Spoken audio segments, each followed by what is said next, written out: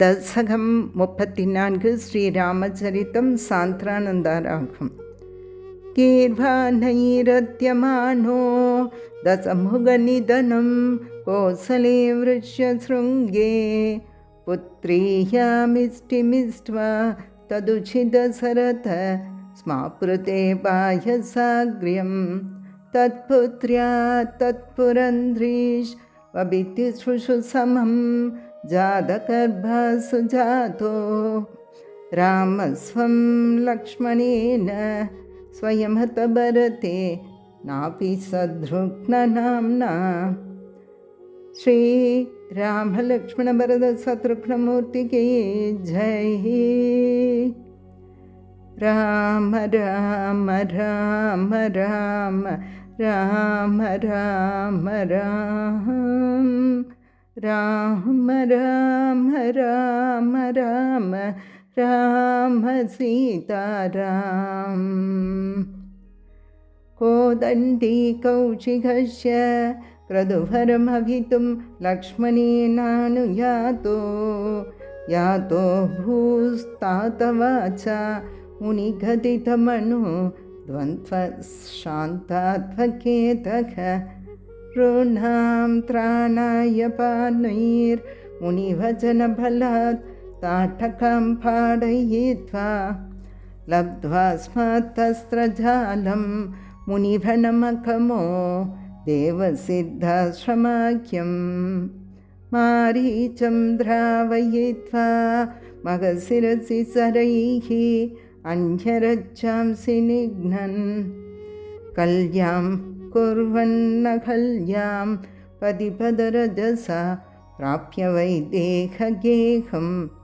भिन्धानच्छान्त्रसूढं तनुरवनिसुताम् इन्दिरामेव लब्ध्वा राज्यं प्रादिष्ठदा स्वं त्रिभिरपि च समं भ्रातृवीरैः सदारैः आरुन्धानेरुशान्ते भृगुकुलतिलके सङ्क्रमय्य स्वदेजो याते यादोष्ययोध्यां सुखमिह निवसन्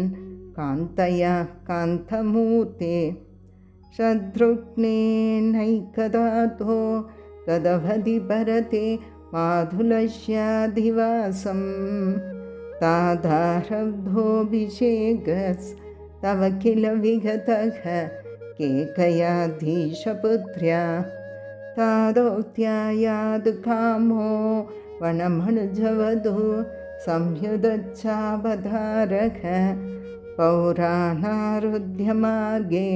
गुहनिलयकथस्त्वं जडाक्षीरधारी नाभासन्दीर्य गङ्गाम् अधिपदविपुनस्त्वं भरद्वाजमारात् नत्वा तत्वाक्यहेतोः अतिसुखमवसस् चित्रकूटे गिरीन्द्रे श्रुत्वा पुत्रार्तिकिन्नं खलु भरतमुखात् स्वर्गयातं स्वधातं तप्तो तत्त्वाम्बुतस्मै निदतितभरते पादुकां मेधिनीं च अत्रिं नत्वा दगत्वा वनमधिविपुलं दण्डकं चण्डकायं हत्वा दैत्यं विरादं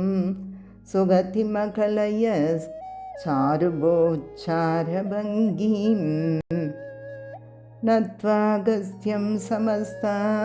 शरणिगरसभद्राकृतिं दाबसेभ्यः प्रत्यच्छ्रौषि प्रियैषि तदनु च मुनिना वैष्णवे दिव्यचापे ब्रह्मास्त्रे चाभिदत्ते पदिपितृसुकृतं वीक्ष्य भूयो जटायुं मोदात् कोदात् तडान्दे परिरमसि पुरा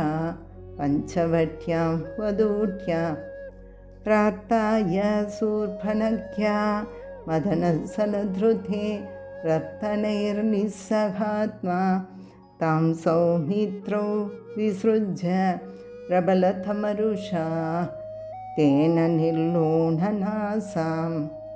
दृष्ट्वैनां हृष्टचित्तं कर्मभिपदितं दूषणं च त्रिमूर्धं यागिंसीरासरानः ययुथसमधिकान् तत्क्षणात् तच्छदोस्मा सोधर्या प्रोक्तवार्ता विवशदसुमुखाधिष्ठमारीचमाया सारङ्गं सारसाच्या स्पृगितमनुगतः प्रावतीर्पानघातं तन्माया ग्रन्थनिर्यापित पवदनुजां रावणस्तां महर्षीत् तेनार्तो भीत्वमन्तः किमपि मुदमतः त्वद्वदोपायलाभात् भूयस्तन्वीं विचिन्वन् अकृतदसमुखस्त्वद्वधुं मत्वतेनेति उक्त्वा याते जडायो